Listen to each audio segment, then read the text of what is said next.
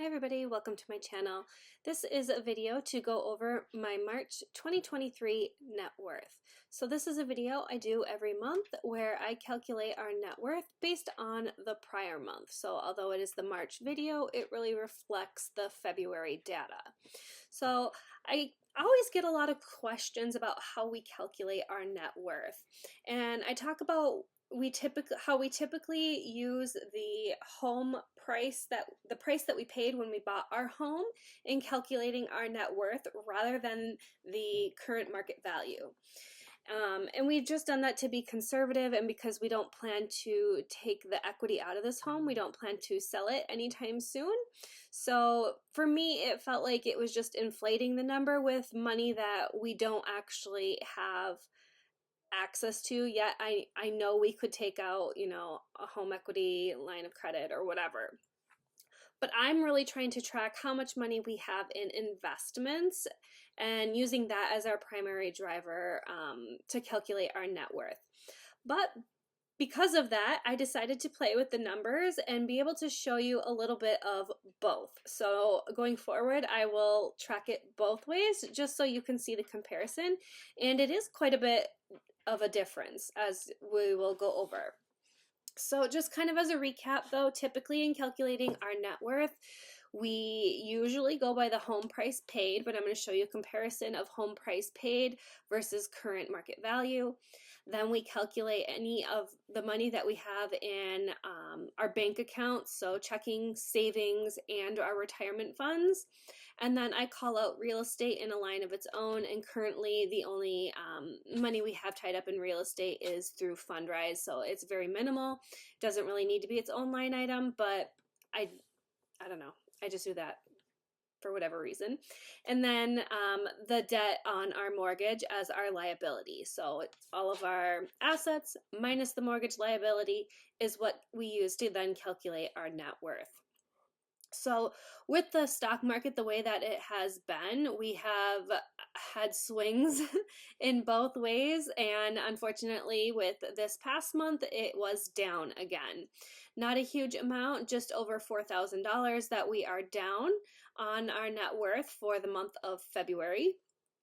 But what I want to show you is the chart when I do track it. So we do see overall, I think that the net worth is tending to still go up, even though not, as much as we would like, right? But now when I add in, if we were to calculate it based on the current market value of our home, and the number I used for this every month, I think it's every month, yes, I get an email from Redfin. So our home doesn't show up on Zillow. I think just because it's one of those weird addresses with, south and west. So I don't know if Zillow just doesn't like that, but it does show up on Redfin. So every month, usually right around this time in the beginning of the month, end of the prior month, is when I get an email telling me what your home estimated value is, blah, blah, blah. So I was tracking that, even though I wasn't including it in our current calculation. I do keep a different tab in my master spreadsheet where it does look at all of our assets, and on that I do break out again the home price purchased versus home market value. So I had been tracking that dollar amount all along, so I just went back in and plugged in those numbers into my net worth one and was able to then add a whole new section. I didn't go back very far. I only went back till October just for visualization purposes, but I can easily plug that in now going forward to be able to show you that difference. And I knew it was going to be an inflated number. We do have a large mortgage, so we have quite a bit of equity in it already, just because the market has appreciated a lot, and we did put a decent down payment on it.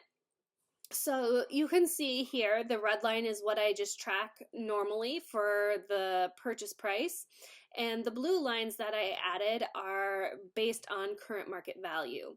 So it is almost $100,000 difference. So when I'm calculating though, like I mentioned, when I'm working towards our goals, and I have a goal of having a net worth of $500,000 by my 40th birthday. And we'll see which way, if I go by the blue lines or the red lines here. But the ultimate goal is to have it be with the red lines, so based on the purchase price, not on the current market value of our home. Again, because I want that number to really reflect more so what we have tied up in our investments. So our retirement savings, real estate, things like that, where that if we want to retire early, we would have access to those types of funds. So the goal isn't to, wait until I'm 65 or whatever age and then be able to access, the money. So we're trying to be strategic in how we are putting our money and where we're putting it, so that we could have money available to us for something like an early retirement, or even just I don't know, to help substitute and do our coast fire. We just want to have options available to us, is I guess the bottom line. So I just thought this was interesting, and I think it will help satisfy everybody when I do show it both ways. So I know this can be a very hot topic, and everybody calculates things a little bit differently. I will also mention we do not include our vehicles in a calculation for our net worth either. Some people do. I choose not to, again, just because it's a depreciating asset. If anything, it would show up on our liabilities, but we don't have any vehicle loans. Those are paid for. So I guess just to get into the actual numbers then for March.